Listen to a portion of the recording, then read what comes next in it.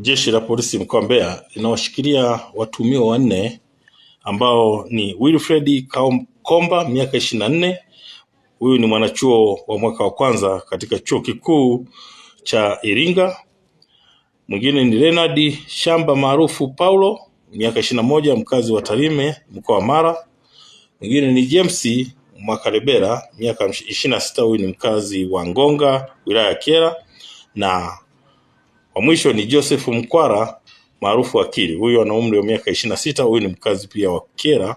Hawa wanashikiliwa kwa tuhuma za kusafirisha dawa za kulevya aina ya bangi zenye uzito wa kilo 45 na gramu 785, na walikamatwa kwa nyakati tofauti.